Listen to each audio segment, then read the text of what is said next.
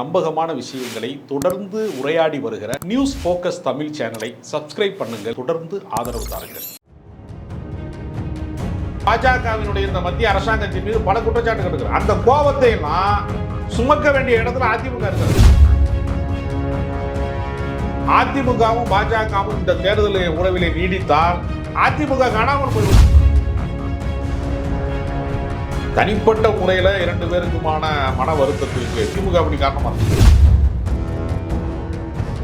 இந்த பேரை நீங்க பலி கொடுத்தாலும் இந்த கட்சியை காப்பாத்துங்க என்றுதான் அடிமட்ட தொண்டர்கள் விரும்புவோம். சிறைக்கு போயிட்டு சசிகலா திரும்பி வரலையா? சிறைச்சாலை என்பது தற்காலிகமானது. இப்ப எதை சாதிக்க முடியாது. சவுடால் பேசலாம், வாய் சவுடாலை மட்டுமே வைத்துக் கொண்டு ஒரு அரசியல் கட்சி நடத்த முடியாது. வீடு இருந்தால் தான் ஓடு மாற்ற முடியும்னு அண்ணா சொல்லுவாரு. அது போல இவர்களுக்கு என்னன்னா, அதிமுக என்கிற இந்த கிரவுண்டை அவர்கள் இழந்துவிடக் கூடாது என்ற அச்சத்தில் இருக்கிறார். திமுக அதிமுக அதிமுக அதிமுக என்று மாறி மாறி ஆள் தான் அவர் விரும்புவார். தவிர அதிமுக அழிந்து ஓடி திமுக விரும்பாரு.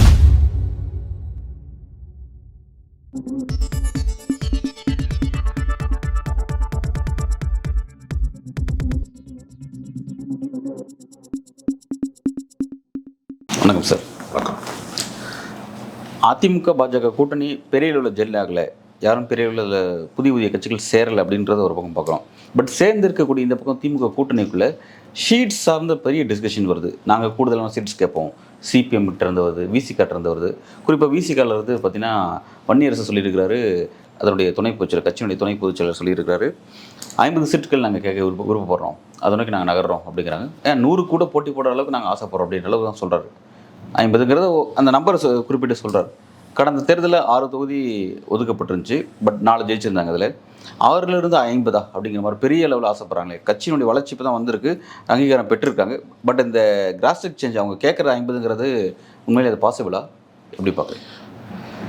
6 தொகுதிகளை மட்டுமே கடந்த தேர்தலிலே 6 தொகுதிகளை மட்டுமே பெற்ற விசிகா, 6 தொகுதிகளை மட்டுமே பெற்ற சிபிஎம், சிபிஐ என்ற 2 கம்யூனிஸ்ட் கட்சிகள். எனவே கூடுதல் தொகுதிகள் வழங்குவதற்கு கடந்த முறை அவர்கள் தயாராக இல்லாமல் இருந்தபோது, கூட்டணி தர்மத்திற்காக எங்களுக்கு அதிருப்தி இருந்தாலும் கூட்டணி தர்மத்திற்காக நாங்கள் ஏற்றுக்கொண்டோம் என்று சொன்னவர்கள், இந்த முறை அந்த மாதிரி நாங்கள் விடமாட்டோம் என்கிற குரலை சிபிஎம்முடைய மாநில செயலாளர் சண்முகம் அவர்கள் முதல் கட்டமாக சொன்னார். அதே குரலைத்தான் திருமாவளவன் அவர்களும் எதிரொலித்தார்கள். வைகை செல்வனை சந்தித்ததற்கு பின்பு ஏதேனும் அதிமுக கூட்டணியிலே இடம் பிடிப்பதற்கு ஒரு மாற்று ஏற்பாட்டை ஒருவேளை ஏற்பாடு செய்கிறார்களோ, இன்னொரு சாய்ஸை உருவாக்குகிறார்களோ, இன்னொரு சந்தர்ப்பத்திற்கு காத்திருக்கிறார்களோ என்கிற பல யூகங்கள் விடித்தது.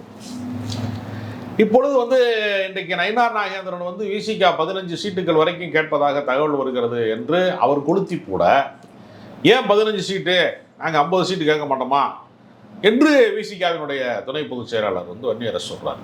அதனால கட்சியினுடைய முதன்மை பொறுப்பாளராக 2ஆம் கட்ட தலைவர்களில் ஒருவராக இருக்கிற வன்னியரசு சொன்னது என்பது ஒரு உரிமை சார்ந்ததாக எடுத்துக்கொள்ளலாமே தவிர அதை சீரியஸாக 50 சீட்டு கொடுக்க போறது இல்லை.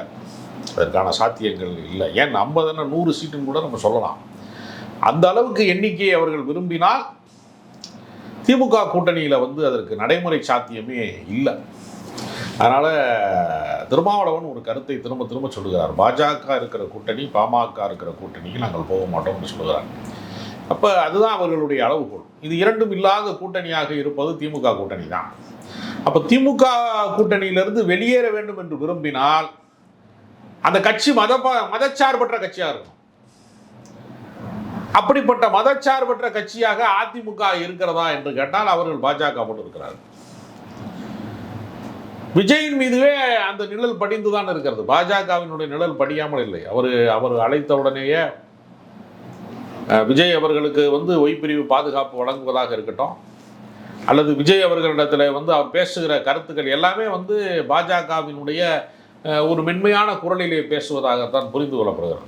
திமுகவை ஓங்கி அடிக்கிற விஜயால பாஜகவை பயந்து தான் அடிக்கிறார், பவ்யமாக அடிக்கிறார். அடிப்பது போல நடிக்கிறாரா என்கிற சந்தேகம் இருக்கிறது. எனவே மாற்று அணி என்று ஒன்று இல்லை. அதாவது இது ஒன் வே டிராஃபிக் மாதிரி ஆயிடுச்சு திமுக. திமுகவை விட்டால் வேறு கதி மோட்சம் இல்லை, மதச்சார்பற்ற சக்திகளுக்கு வேறு ஒரு வாய்ப்பே இல்லை என்கிற நிலைமை நீடிக்கிறது. ஒருவேளை அதிமுக வந்து நாங்கள் தான் மதச்சார்பற்ற கருத்திலே உறுதியோடு இருக்கிறோம் என்று சொல்லக்கூடிய இடத்திலே இருந்திருந்தால் இவர்கள் கேட்கிற கேள்விகளுக்கு ஏதாவது அர்த்தம் இருந்திருக்கும். இப்பொழுது பேசுவதெல்லாம் அவர்களுடைய ஆதங்கத்தை வெளிப்படுத்துகிறதா, ஆசையை வெளிப்படுத்துகிறதா, சூழ்நிலையை வந்து சொல்லி காட்டுகிறார்களா என்று பல சந்தேகங்களை தான் விதைக்கிறதே தவிர நடைமுறை சாத்தியத்தை நோக்கி நகரல. நீங்கள் சொல்கிறது மாதிரி வந்து அந்த கேட்குறது அந்த நடைமுறை சாத்தியம் இல்லை அப்படிங்கிறீங்க. உண்மையிலே வந்து அது அந்த நம்பர்ஸ் பெரிய அளவில் இருக்கிறதுனால சாத்தியம் இல்லை அப்படிங்கிறத புரிஞ்சுக்க முடியுது. ஆனால் வந்து இது இப்படி தான் போகுமா அப்படின்ற ஒரு கேள்வி எழுது. அதாவது இந்த கூட்டணி கணக்குகள் அப்படிங்கிறது இப்போ இருக்கிற மாதிரி இந்த 4 முனை போட்டியா அப்படிங்கிறத போகுமா? ஏன்னா அதில் சில மாற்றங்கள் வர வாய்ப்பு இருக்குது அப்படின்னு சொல்லப்படுது. அது யாரை வச்சு அப்படின்னா பாமக ஒரு மெயின் ரோல் ப்ளே பண்ணுறாங்க. ஒவ்வொரு காலகட்டத்திலையும் தமிழக அரசியலில் எந்த கட்சி ஆளுங்கட்சியாக வரணும் அப்படிங்கிற விஷயத்தில் ஒரு முக்கியமான ரோல் பண்ணுவாங்க பாமக.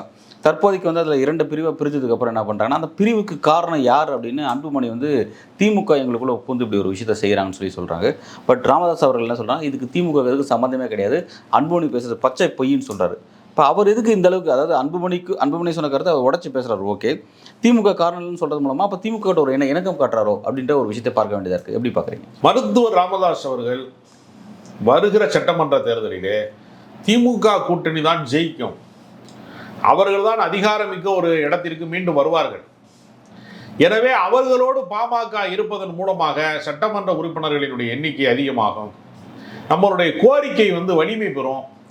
எனவே அன்புமணி ராமதாஸுக்கு அடிப்படை அறிவே இல்லை, அரசியலிலே அவர் போகிற திசை வழி அவருக்கு தெரியலை, அவருக்கு தலைமை பண்பே இல்லை, தண்ணிப்பாட்டில் தூக்கிலாம் அவர் அடிக்கிறாரு என்றெல்லாம் அவர் பிம்பத்தை தினசரி உடைக்கிறார். அன்புமணிக்கு அரசியல் புரிதலே இல்லை என்கிற பிம்பத்தை தினசரி உடைக்கிறாரு ராமதாஸ். அப்போ திமுகவை நோக்கி அவர் நகரக்கூடாது என்பதற்காகத்தான் எங்கள் 2 பேருக்குமான பிரச்சனைக்கு திமுக காரணம். தனிப்பட்ட முறையில் 2 பேருக்குமான மன வருத்தத்திற்கு திமுக அப்படி காரணமாக இருக்க முடியும். தைலாபுரத்திலே இருந்து எனக்கு தைலம் வருகிறது என்று கடந்த காலத்தில் வந்து கலைஞர் அவர்கள் பேசினார்கள். எந்த காலகட்டத்தில் பேசினார்னா ராமதாஸ் மிக கடுமையாக திமுகவை விமர்சித்த போது சொன்னார், எதிர்க்கிறது சொல்லும் போது சொன்னார். அப்போ திமுகவுக்கும் பாமகவுக்கும் கடந்த காலத்திலே நல்லிணக்கமான உறவுகளும் இருந்திருக்கிறது. அவர்கள் சமூக நீதி போராட்டம், துப்பாக்கி சூடு அதெல்லாம் நடந்த போது முதல் கட்டமாக அவர்கள் கோரிக்கையை அங்கீகரித்தது திராவிட முன்னேற்ற கழகம் தான். கலைஞர் அவர்கள் தான் அவருடைய கோரிக்கைகளுக்கு அங்கீகாரம் கொடுத்தார். ஏறத்தாழ பாமகவினுடைய அரசியல் அங்கீகாரத்திற்கு திமுக மிகப்பெரிய அளவில் உறுதுணை செய்திருக்கிறது கடந்த காலங்களில்.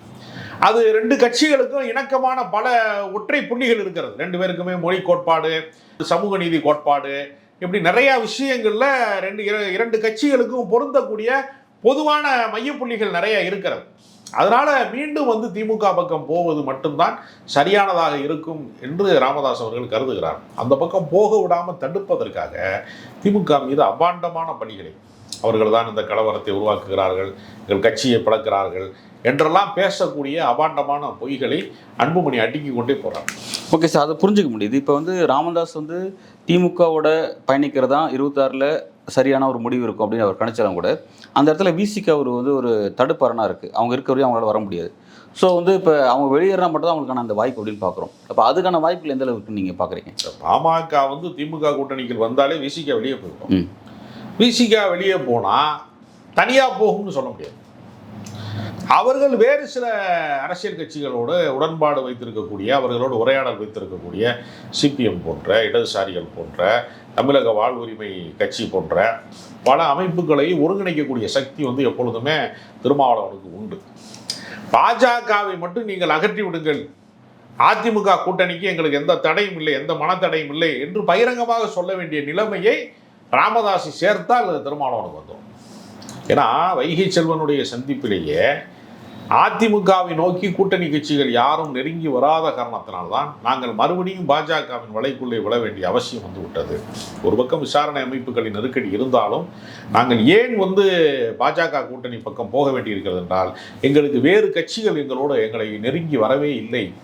எனவே உங்களை போன்றவர்கள் எங்களை ஆதரித்தால் மட்டும்தான் நாங்கள் பாஜகவை விட்டு வெளியேற முடியும் என்கிற கருத்தை வந்து வைகை செல்வன் வலியுறுத்தியதாக ஒரு கருத்து. ஏன்னா அதற்கு மறுநாள் பேசிய பொதுக்கூட்டத்திலே திருமாவளவன் அதிமுகவோடு நெருங்குவதிலே தவறில்லை, பாஜக இங்கே இருக்கக்கூடாது என்கிற கருத்தை மறுநாளே சொல்றாரு. அப்போ அந்த உரையாடலின் தொடர்ச்சியாகத்தான் அது பார்க்கப்படுகிறது. எனவே திமுக கூட்டணியை விட்டு திருமாவளவன் தானாக வெளியேற மாட்டார். அப்படி வெளியேற்றப்படக்கூடிய சூழ்நிலையை மருத்துவர் ராமதாஸின் வருகையின் மூலமாக திமுகவும் செய்வதற்கு இப்போதைக்கு தயாராக இல்லை. ஏனென்றால் நாங்கள் கேட்டை அடைத்து விட்டோம் என்று சொல்லுகிறாங்க. ஏற்கனவே மக்கள் நீதி மையம் கூட்டணிக்கு வந்திருக்கிறது. அவர்களுக்கும் சில தொகுதிகளை கொடுக்க வேண்டிய அவசியம் இருக்கிறது சட்டப்பேரவை தேர்தலில். அப்போ மீண்டும் மீண்டும் வந்து வேறு கட்சிகளை இணைப்பது என்பது திமுகவோடு இருக்கக்கூடிய இந்த உறுதிமிக்க கூட்டணியை சீர்குலைக்கிற வேலையாக மாறிடும். எனவே அப்படி ஒரு சூழ்நிலையை திமுக வந்து திருமாவளவனுக்கு ஒரு வாய்ப்பாக ஏற்படுத்தி தரமாட்டார்கள். குறிப்பாக அதிமுக ஒரு வலிமையான கூட்டணி அமைப்பதை திமுக விரும்பாது. கட்டாயம் விரும்பாது. பாஜகவோடு அவர்கள் இருந்தால்தான், பாஜக மீது தமிழர்களுக்கு ஏற்கனவே கோபம் இருக்கிறது. கீழடியை வந்து புறக்கணிக்கிறார்கள், தமிழ்நாட்டினுடைய நலன்களை புறக்கணிக்கிறார்கள். எய்ம்ஸ் மருத்துவமனைக்கு இப்பொழுதுதான் ஒரு கற்பனை கிராஃபிக்ஸ் காட்சி வரைக்கும் வந்திருக்கிறாங்க. கட்டுமானத்துக்கு இன்னும் வரலை, வெள்ள பேரிடருக்கு நிதி தரலை, தேசிய கல்விக் கொள்கையில் நம்மளை புறக்கணிக்கிறார்கள், இருமொழி கொள்கையை எதிர்க்கிறார்கள், மும்மொழி கொள்கையை திணிக்கிறார்கள் என்று எத்தனையோ குற்றச்சாட்டுகள் பாஜகவினுடைய இந்த மத்திய அரசாங்கத்தின் மீது பல குற்றச்சாட்டுகள் இருக்கிறது. அந்த கோபத்தை எல்லாம் சுமக்க வேண்டிய இடத்துல அதிமுக இருக்கிறது. திருமாவளவனுடைய கூற்றுப்படி அதிமுகவும் பாஜகவும் இந்த தேர்தல் உறவிலே நீடித்தால் அதிமுக காணாமல் போய் விடுங்கிறார். ஏன்னா கடந்த பல கட்சிகள் அவர்கள் யாரோடு கூட்டணி வைத்தாலும் அந்த கட்சியை அழிக்கக்கூடிய வேலை, கேன்சர் கிருமி மாதிரி பாஜக உள்ளே போயிருச்சுன்னா அந்த உடலை அழித்து விடும் கேன்சர் கிருமி என்று சொல்வதை போல ஒரு அரசியலில் புற்றுநோயை போல சக கூட்டணி கட்சிகளை அழிக்கிற வேலையை அவர்கள் செய்து கொண்டிருக்கிறார்கள். எனவே இந்த அதிமுகவை காப்பாற்ற வேண்டிய இடத்துல கூட்டணி கட்சிகளாக இருக்கக்கூடிய விசிகா, சிபிஎம் போன்ற கட்சிகள்லாம் வந்து கூட்டணி வைப்பதன் வழியாக பாஜகவை கலட்டி விடுவதன் வழியாக, பாஜகவை மீண்டும் கலட்டி விடுவதன் வழியாகத்தான் ஒரு சாத்தியங்கள் இருக்கிறது. இல்லை என்றால் அதிமுகவுக்கு அழிவு காலம் தொலைக்கும். சார் அந்த யதார்த்தத்தை புரிஞ்சுக்க முடியும் சார். ஆனால் வந்து அப்படி ஒரு முடிவை எடுக்கக்கூடிய இடத்துல அதிமுக இருக்கான்னு பேச வேண்டியதாக இருக்குது. ஏன்னா அப்படி ஒரு முடிவு எடுத்தால் அதை பாஜக விட்டுருவாங்களா அவங்கள? இல்லை, பாஜக வந்து அதிமுகவை விடாது. ஏன்னா பாஜக ஒருவேளை வருகிற சட்டமன்ற தேர்தலில் தனிமைப்பட்டால் ஒரு சட்டமன்ற உறுப்பினர் கூட வர முடியாது, கட்டாயம் வர முடியாது. அது அப்படிதான் இருக்க முடியும். இப்போது எப்படி நாடாளுமன்ற தேர்தலிலே மிகப்பெரிய சவுடாலை எல்லாம் பேசிய, வீராவேசமாக பேசிய அண்ணாமலைக்கு என்ன கதி நடந்தது? சாட்டையால் அடித்துக் கொள்ளத்தான் முடிந்ததை தவிர எதையும் சாதிக்க முடியலையே. நீங்க அறிவாலயத்திலிருந்து நான் செங்கலை உருவிடுவேன்னு சொல்ல முடிஞ்சிச்சே தவிர உருவ முடியல. யாரை உருவினாங்கன்னா அண்ணாமலையுடைய தலைவர் பதவி எத்தனை உருவினாங்க. இப்ப எதையும் சாதிக்க முடியாது. சவுடால் பேசலாம், வாய்ச்சவுடாலை மட்டுமே வைத்துக் கொண்டு ஒரு அரசியல் கட்சி நடத்த முடியாது. அப்போ நயினார் நாகேந்திரனுக்கு தெரியும், ஒரு சட்டமன்ற உறுப்பினர் கூட இல்லாத பாஜக கட்சியின் தலைவராக அவர் மாறிடுவார். அதனால் அதிமுகவை மிரட்டி உருட்டி தங்கள் பக்கம் வைத்துக் கொள்வதில் பாஜக ஒரு தீவிரமான முயற்சியில் இருக்கிறாங்க. ஆனால் பாஜகவின் பிடியிலிருந்து தன்னை விடுவித்துக் கொள்கிற வேலை திட்டத்தை மறைமுகமாக இப்பொழுதே தொடங்கிட்டாங்க. கீழடியினுடைய ஆய்விலே எங்களுக்கு பங்கு இருக்கிறது, நாங்கள் அதற்கு முதன்மையான பங்காற்றினோம், நாங்கள் நிதி கொடுத்தோம், நாங்கள் முதல் கட்ட ஆய்வு, இரண்டாம் கட்ட ஆய்வுக்கு தமிழ்நாடு அரசாக நாங்கள் அன்றைக்கு எடப்பாடியார் இருந்தபோது நாங்கள் பணம் கொடுத்தோன்னு பேச ஆரம்பிச்சிட்டாங்க. ஆர்பி உதயகுமார் போன்ற முன்னாள் அமைச்சர்கள் பேச ஆரம்பிச்சு. அப்படி பேசுறாங்கன்னா என்ன அர்த்தம்? கீழடியினுடைய ஆய்வை தடுத்தால் நாங்கள் அதை ஏற்றுக்கொள்ள மாட்டோம் என்று அவங்க பேசுறாங்க. அப்போ பாஜக கூட்டணிக்குள்ள கட்டுப்பட்டியாக இருப்பதற்கு கட்சிக்காரர்கள் விரும்பவில்லை. கட்சியின் தலைவர்களுக்கு வேண்டுமானால் சொத்து பிரச்சனை இருக்கலாம், வருமானத்துக்கு அதிகமான வரி பிரச்சனைகள் இருக்கலாம், அவர்களுக்கு தனிப்பட்ட நெருக்கடிகள் இருக்கலாம். அது வந்து கட்சியின் பிரச்சனையா மாறாதே. கட்சிக்காரனாக இருக்கிறவன் வந்து என்ன நினைப்பான்னா, ஒரு இரண்டாம் கட்ட தலைவர்கள் கொஞ்சம் பேரை வந்து நீங்க பலி கொடுத்தாலும் இந்த கட்சியை காப்பாத்துங்க என்றுதான் அடிமட்ட தொண்டர்கள் வந்து விரும்புவான். எல்லா அரசியல் கட்சியிலையுமே பலனை அனுபவித்தவர்களை விட எந்த பலனையும் அனுபவிக்காதவர்கள் வந்து ஆயிரக்கணக்காக லட்சக்கணக்கான தொண்டர்கள் அதிமுக கோடிக்கணக்கான தொண்டர்கள் இருக்காங்க. அதனால பாஜக அதிமுக கூட்டணி என்பது எப்போ வேணாலும் பிச்சுக்கிறோம். அதில் வந்து ரொம்ப எதிர்பார்த்துட்டு இருக்காங்க அதிமுகவினுடைய தொண்டர்கள். அப்படி பிச்சுக்கிட்டா அந்த அவர்களுக்கு கூட்டணி வலிமையை கூடுதலாக கொடுத்து கூடுதலாக சீட்டு வாங்குவதன் மூலமாக ஒரு அதிகார பகிர்வை உண்டாக்கக்கூடிய இடத்துல விஜய், திருமாவளவன், தமிழக வாழ்வுரிமை கட்சி, சிபிஎம், சிபிஐ போன்றவர்கள் எல்லாம் இணைவார்களா என்கிற ஒரு அரசியல் கணக்கு அதிமுகவுக்குள்ளே இரண்டாம் கட்ட தலைவர்களுக்குள்ளே ஒரு விவாதமாக ஓடிக்கொண்டிருக்கிறது, ஒரு பேச்சுவார்த்தை நிகழ்ந்து கொண்டிருக்கிறது. சார் ஓகே, ரொம்ப ஒரு முக்கியமான விஷயம் சார். அந்த முக்கியமான இந்த டைமென்ஷன் நகராக தான் சொல்லப்பட்டுச்சு. இந்த அலைன்ஸ், இந்த பேட்டர்ன் வந்து இப்படி தான் போகும்னு சொல்லப்பட்டுச்சு. பட் அதில் ஒரு பெரிய அளவில் ஒரு தலைகீழ் மாற்றமாக நிகழ்கிற மாதிரியான விஷயங்கள் பேசப்படுதுன்னு நீங்கள் சொல்கிறீங்க. இப்போ அப்படி இருக்கும்போது என்னோட அடுத்த கேள்வி என்னென்னா, இப்போ இந்த மாதிரியான ஒரு சீரியஸான இடத்துக்கு வந்து அதிமுக நகரது, இபிஎஸ் நகரார் அப்படின்னா அடுத்து அவங்க ஏற்கனவே சொன்ன மாதிரி அந்த தனிப்பட்ட தலைவர்களை கைது செய்கிறது, அவங்கள வந்து சிறைப்படுத்து அப்படிங்கிற மாதிரி தான் போகும். அப்படி போகும்போது அந்த தலைமைக்கு ஒரு பெரிய சிக்கலாக மாறுமே. அது எப்படி அவங்க அதிமுக ஃபேஸ் பண்ணுவாங்க? தலைமைக்கு சிக்கலாக மாறுவது என்பதை விடவும் கட்சி இல்லாமல் போவது என்பது ரொம்ப பெரிய துயரமானது. நீங்க வந்து மைதானம் இருந்தால்தான் விளையாட முடியும், வீடு இருந்தால்தான் ஓடு மாற்ற முடியும்னு அண்ணா சொல்லுவார். அதுபோல இவர்களுக்கு என்னன்னா அதிமுக என்கிற இந்த கிரவுண்டை அவர்கள் இழந்து விடக்கூடாது என்கிற அச்சத்தில் இருக்கிறார். சிறைக்கு போனால் வேறு வேறு மேல்முறையீட்டிலே வந்து ஒரு நீதிபதி சிறையில் இருப்பார், இன்னொரு ஜட்ஜ்மெண்ட்டில் வந்து அவரை விடுதலை பண்ணிடுவாங்க. செந்தில் பாலாஜி வெளியில் வரலையா? ஏற்கனவே அலைக்கற்றை ஊழல் அலைக்கற்றை சார்ந்த வழக்குகளிலே இருந்து ஆராசா விடுவிக்கப்படலையா? எத்தனையோ வழக்குகளிலே இருந்து பல பேர் விடுவிக்கப்பட்டிருக்காங்க. சிறைக்கு போயிட்டு சசிகலா திரும்பி வரலையா? சிறைச்சாலை என்பது தற்காலிகமானது, சில ஆண்டுகளோ அல்லது சில மாதங்களோ அல்லது சில வழக்குகள் நடக்கக்கூடிய காலகட்டத்திலே அது முடிவுக்கு வந்துடும். ஆனால் கட்சி போயிடுச்சுன்னா இவர்கள் யாராலையுமே அரசியல் செய்ய முடியாது. அதனால கட்சியா ஆட்சியா என்கிற இடத்துல இவர்கள் ஆட்சியை பிடிக்க வேண்டும் என்பது கனவாக இருந்தாலும் கட்சியை காப்பாற்ற வேண்டும் என்பதுதான் அவர்களுடைய அடிப்படை கனவு, அடிப்படையான விஷயமாக இருக்கிறது. ஓகே, இந்த விஷயத்தை புரிஞ்சுக்க முடியும் சார். இப்போ இந்த இடத்துல என்னன்னா வந்து இதில் திமுகவுக்கு ஒரு பெரிய விஷயம் இருக்குது. ஏன்னா வந்து இதில் திமுக வெற்றி வாய்ப்பு பாதிக்கப்படுது அப்படிங்கும்போது திமுகவும் சில வழக்குகள் வச்சிருக்காங்க, அதிமுக சார்ந்த சில வழக்குகள் கையில் வச்சிருக்காங்க. அதை அவங்களுக்கு எதிராக பயன்படுத்துறதுக்கான வாய்ப்பு இருக்கா? இல்லை, திமுகவை பொறுத்தவரையில் தங்களுக்கு எதிரியாக, எதிர்கட்சியாக அல்லது தங்களுக்கு இணையான கட்சியாக அதிமுக இருப்பதைத்தான் அவர்கள் விரும்புவார். உதயநிதி ஸ்டாலினே சொன்னார், இந்த கட்சி இருக்க வேண்டும், அதிமுக என்கிற கட்சி அழிந்து விடக்கூடாது. ஏன்னா அவர்களினுடைய வெற்றிடத்தை பிடிப்பதற்கு ஏதேனும் ஒரு இன்னொரு திராவிட கட்சியோ அல்லது முற்போக்கு சக்திகளோ உருவானா பரவாயில்ல, வகுப்புவாத சக்திகள், மதவாத சக்திகள், தமிழ்நாட்டிற்கு வந்து இதுவரைக்கும் வந்து எந்த வகையிலையுமே பயன்படாத பிற்போக்கு சக்திகள், வலதுசாரிகளினுடைய ஆதிக்கம் வந்து விட்டால் திமுகவுக்கு அது நல்லதல்ல. எனவே திமுகவை பொறுத்தவரையில் ஒரு நதிக்கு இரண்டு கரை இருப்பதை போல தமிழ்நாட்டு அரசியலில் திமுக அதிமுக அதிமுக திமுக என்று மாறி மாறி ஆள்வதைத்தான் அவர்கள் விரும்புவார்களே தவிர அதிமுக அழிந்து போவதை திமுக விரும்பாது. பாஜக அழிய வேண்டும், மூன்றாவது சக்தி முளைக்கக்கூடாது என்றுதான் திமுக நினைக்குமே தவிர அதிமுகவின் அழிவின் மீது வந்து திமுக பெரிய ஆர்வம் காட்டாது. ஏன்னா அவர்களுக்கு வந்து இன்னொரு இணை சக்தியாக, ஏன்னா இங்கிருந்து பிரிந்து போனவர்களினுடைய கட்சி தானே அது. கலைஞரே கூட ஒரு முறை சொல்லியிருக்கிறாரு, காங்கிரஸ் கட்சியை வீழ்த்தி விட்டு திமுக வந்தது. காங்கிரஸா திமுகவா என்றுதான் வந்து அரசியல் நிகழ்ந்திருக்க வேண்டும். எம்ஜிஆர் கட்சி ஆரம்பித்து கருணாநிதியா எம்ஜிஆரா என்று மாறியதன் மூலமாக இரண்டு திராவிட கட்சிகளுக்குள் நாம் அதிகாரத்தை பகிர்ந்து கொண்டோம். மூன்றாவது நபருக்கு தேசிய கட்சிக்கு இடமளிக்காமல் போனதன் மூலமாக திராவிட இயக்க அரசியலை தாண்டி இன்னொரு அரசியல் தமிழ் மண்ணிலே முளைக்கக்கூடாது என்பதற்கு ஒரு சரியான வாய்ப்பாக இருந்ததை நான் புரிந்து கொண்டேன், அதை நான் வரவேற்றேன் என்றுதான் கலைஞரே சொல்லியிருக்கார். கலைஞர் அவர்கள் வந்து எம்ஜிஆரை எதிரியை போல வெளியே காட்டிக் கொண்டாலும் இன்னொரு திராவிட கட்சி ஆள வேண்டும் என்று அவர் விரும்பி இருக்கிறார். இது அவரே பதிவு செய்திருக்கிறாரு, அதற்கான ஆதாரங்கள் என்னிடம் இருக்கிறது. ஓகே சார், வந்து ஒரு முக்கியமாக இந்த விவாத பொருள் தற்போதைக்கு தமிழக அரசியல் வேறு விதமான டிஸ்கஷன் போதும். அந்த டிஸ்கஷன் வந்து எதிர்கால தமிழ்நாட்டினுடைய நலன் கருதி அந்த அளவுக்கான அரசியலை வந்து டிஸ்கஸ் பண்ணுறாங்க அப்படிங்கிறது நீங்கள் சொல்லியிருக்கீங்க. பட் அதை நோக்கி இந்த அரசியலாக நகரதா அல்லது பாஜக என்ன விதமான அபியூகங்களை வகுக்க போகிறாங்க, என்ன விதமான பிரச்சனை ஏற்படுத்த போகிறாங்க அப்படிங்கிறதெல்லாம் வரக்கூடிய நாட்களில் பொறுத்து வந்து பார்க்கலாம் சார். மிக்க நன்றி. இந்த வீடியோ உங்களுக்கு பிடிச்சிருந்தா லைக் பண்ணுங்க, மறக்காம சப்ஸ்கிரைப் பண்ணுங்க, கூடவே உங்க ஃப்ரெண்ட்ஸ்க்கு ஷேர் பண்ணுங்க.